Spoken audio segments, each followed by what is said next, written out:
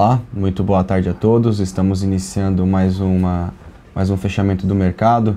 Sou Danilo Zanini, analista técnico da XP. E aqui ao meu lado, Gustavo Cruz, nosso macroeconomista. Da XP. Muito boa tarde, Gustavo. Tudo bem? Boa tarde, Danilo. Boa tarde a todos. Pois é, fazendo mais um fechamento de mercado com vocês. Sempre pedimos aquele ok em som, imagem, para mandar no chat, para a gente ter certeza que está todo mundo escutando a gente direitinho, que não tem nenhum problema. Por favor, mandem as perguntas, a gente vai tentar responder o maior número delas possível. Então, por favor, já começaram aqui. Perguntando de China, se eu não me engano. Tá ok? Tá, acho que tá ok, ó. Várias perguntas já, Danilo. Tá, maravilha. Você escolhe já qual, tá vendo aí também? Tudo ok. Escolher algum papel que você queira aí. Então vamos lá. Pessoal, a gente tem aí mais um dia de queda para o Ibovespa.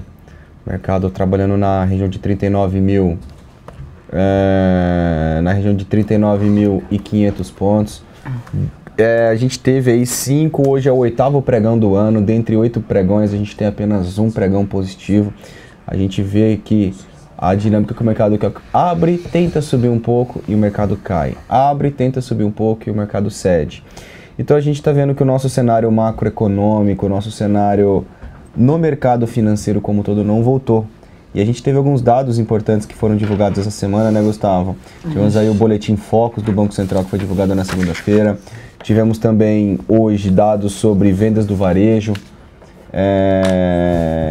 Quer comentar um pouco sobre esses dados? Depois a gente devolve. Fazer uma ligação que você falou, claro, né? Acho que no final do ano passado, depois que a gente teve a abertura do processo de impeachment, teve um pouco de expectativa, o mercado achando que se realmente ocorresse, a situação poderia reverter e se tornar melhor para o país. Agora, conforme o processo de impeachment parece com um resultado mais provável de que não ocorra, o mercado parece que desanimou novamente. Isso é a visão do mercado, não a nossa, especificamente.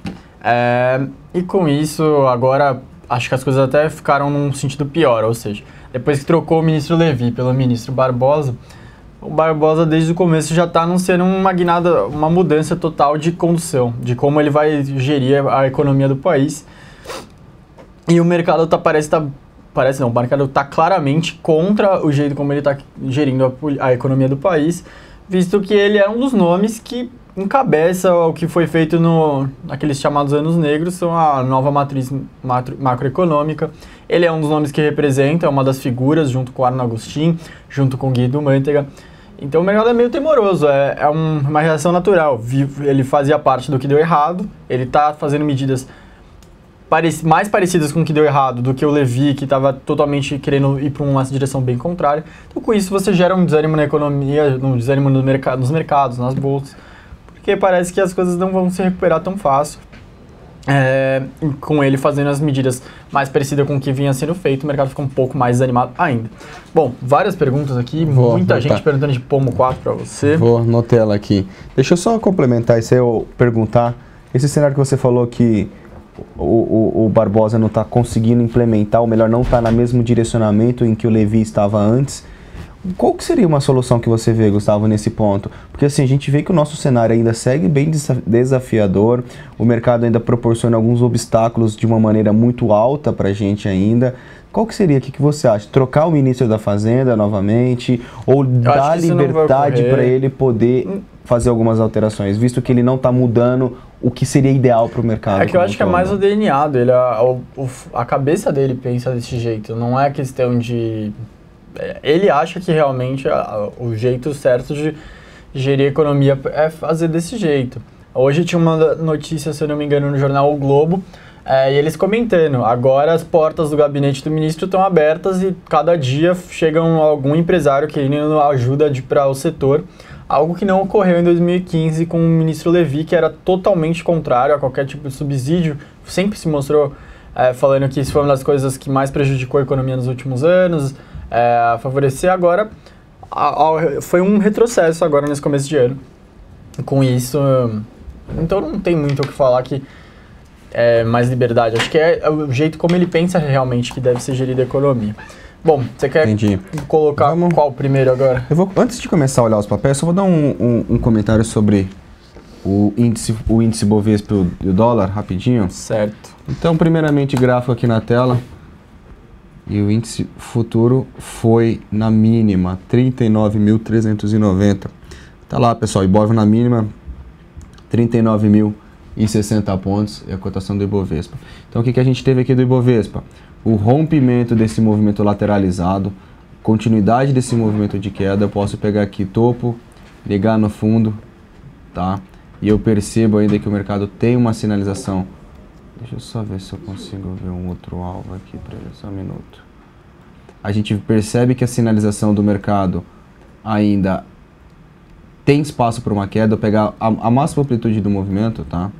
Eu tô lá próximo a uma região de suporte, tá? Região de 38.750 pontos, 38.000...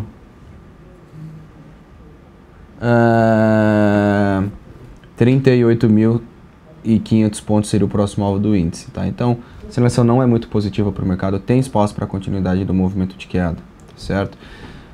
Dólar futuro, o dólar futuro fez aqui uma movimentação de queda hoje, tá? Tá caindo, veio testar aqui a nossa média de 21 e tá me configurando aqui um martelo, tá? Um doji, um candle de indefinição em cima da média de 21 períodos. E agora, se ele subir mais um pouco, ele vai configurar um martelo. Então, o que a gente pode interpretar com a movimentação do dólar, tá? O dólar trabalha dentro de um range lateralizado, trabalhava dentro de um range lateralizado, tá? Rompeu uma resistência mais curta aqui na casa de 4.050 pontos e agora estabeleceu resistência em 4.100, tá? Então, a gente percebeu que nos últimos pregões, o range de trabalho do dólar era o quê? 4.000 barra 4.100, 4.000, 4.100. Então, da maneira que está estruturado aqui agora, eu vejo que o dólar pode continuar, superação da máxima de hoje, tá? Pode levar o dólar a voltar a realizar o teste do 4.100 pontos, tá? Então, é uma sinalização de suporte, cautelas com venda aqui nesse patamar. Eu posso até colocar no gráfico de 1 minuto. Sala de operações na Arena do Investidor, a gente pegou o rompimento aqui no 16 agora há pouco, tá? Antes de eu vir para cá, a gente conseguiu comprar ele aqui. E o nosso alvo justamente era no 30, que acabou de ser atingido. Então o mercado sinaliza aqui uma sequência de zigue-zagues descendentes. Se eu colocar um gráfico mais curto, percebemos que ele passa dentro de um range lateralizado. Curto prazo, ele tem espaço para buscar a máxima do dia de hoje, lá em 4.037 pontos. Começar olhando aqui... Algum comentário? Não. Começar olhando aqui o que o pessoal começou a pedir. Deixa eu colocar aqui então Pomo 4. Deixa eu ver se tem Natura. Natura tem. Então, quando atualiza Pomo 4, eu vou dar uma olhada aqui em Nato 3. Deixa eu dar uma olhada aqui. Tá lá. Marco Polo. Marco Polo, então, trabalha dentro de uma movimentação positiva, tá? A tendência, o viés ainda segue sendo baixista, tá? Apesar da queda expressiva de hoje, estava subindo, se não me engano, 10%. É uma sinalização de queda. Percebam que o ativo sentiu a média de 21 períodos como uma região de resistência, deixando uma sombra superior nesse cenário de preço. Eu tenho aqui uma região de suporte ainda um pouco mais longa para ser testada na casa de 1,60. E o que a gente pode perceber? 1,70 aqui é uma região importante de suporte. Fundos, eu tenho topos nesses níveis, tá certo? Vamos ficar atentos, vamos ficar de olho em como o mercado vai performar. Eu particularmente vejo que no curtíssimo prazo, gráfico de 60 minutos aqui, ó, tenta me fazer um pivôzinho de alta um pouco mais longo. Não me animaria para comprar esse papel. Logicamente que a superação da máxima de hoje pode tentar desenvolver uma movimentação positiva, a superação de 1,93, mas cuidado, tá? Cuidado com esse ativo, que o valor nominal dele é barato, a variação é alta para cada centavo e a tendência ainda segue sendo baixista. Eu começaria a pensar em algum repique só lá na casa de 1,60, tá bom? E complementar aqui outro, as ações da Natura.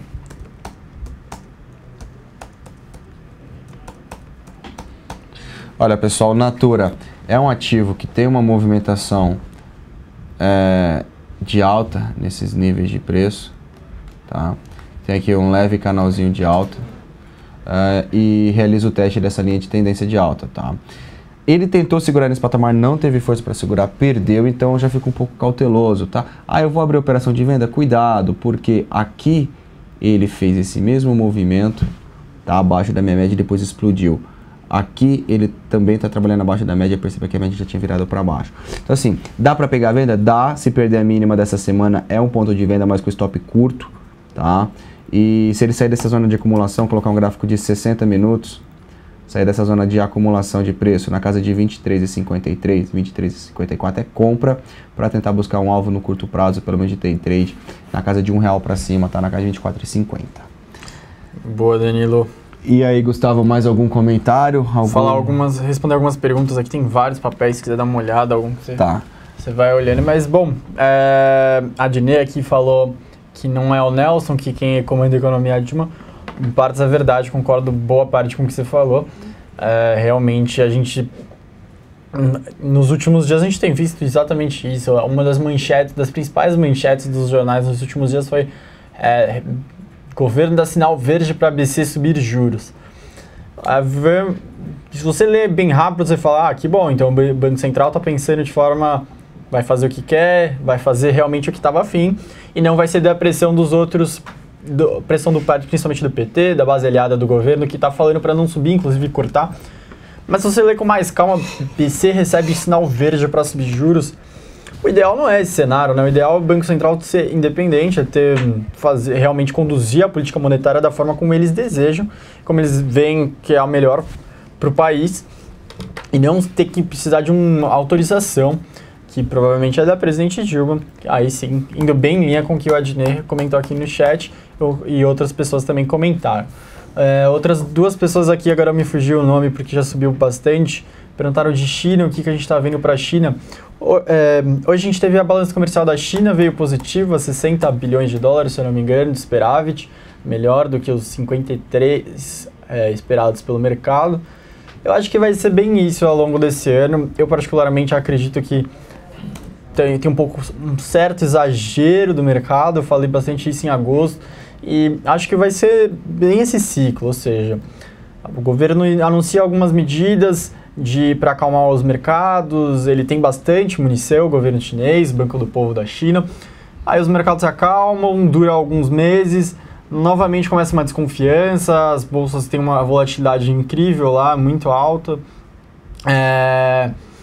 e novamente começa um temor de que a desaceleração está mais forte do que o esperado, o governo anuncia novas medidas, acalma os mercados, então alguns meses depois as medidas conseguem dar alguns resultados, então os indicadores melhoram, aí os indicadores voltam a piorar, então fica nesse ciclo assim, o governo anuncia a medida, temor do mercado, o governo anuncia a medida, acalma. Aí temor do mercado de novo, porque as medidas começam a fazer menos efeito, mas essa desaceleração vai ocorrer de alguma forma, talvez um pouco mais grave, ou mais agressiva ou menos agressiva, acho que menos, mas é o processo natural do país, cada vez menos dependente de investimento e mais dependente do consumo, fazendo essa transição.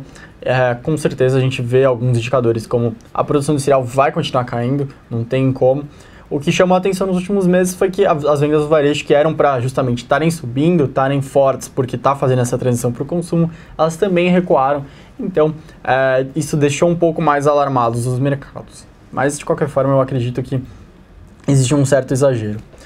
Já passa para você, Danilo, para qual ação que você vai colocar na tela agora? Eu vou dar uma olhada aqui em Embraer, então. Vou colocar um gráfico aqui para vocês acompanharem. Então, botar na tela, por favor.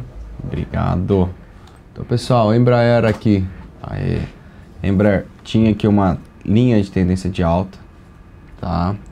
Que foi perdida. Perceba que a gente tinha uma sequência de zigue-zagues ascendentes.